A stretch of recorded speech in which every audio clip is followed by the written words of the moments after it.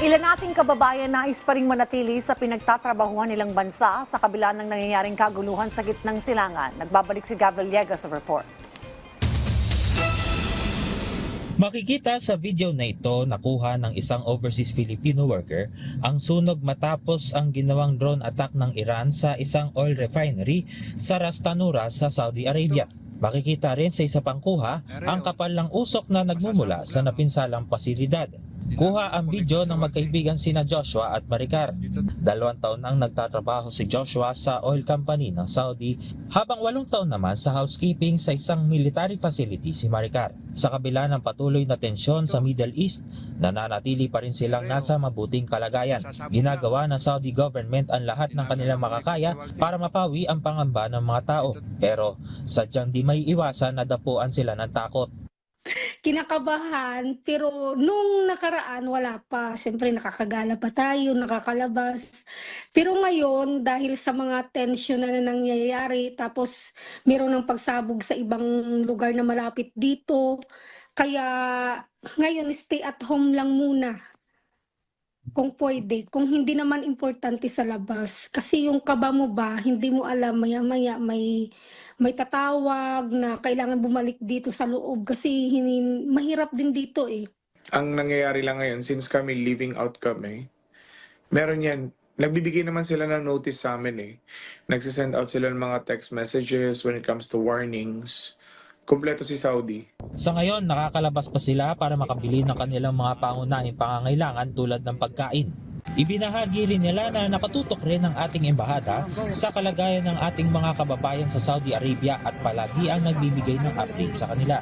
Sa WhatsApp, meron pong group chat yung Philippine Embassy sa Riyadh.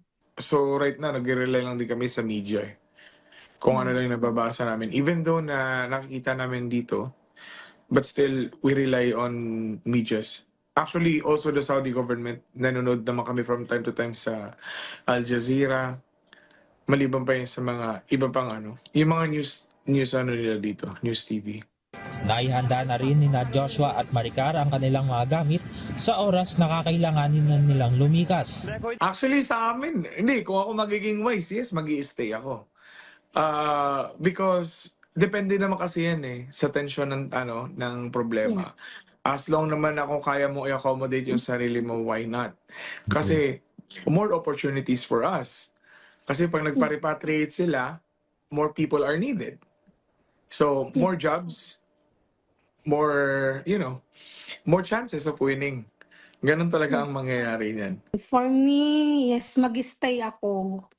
Kasi kung hindi naman ganun ka grabe yung tension, na carry mo naman yung sarili mo, kaya mo namang i-defense yung sarili mo.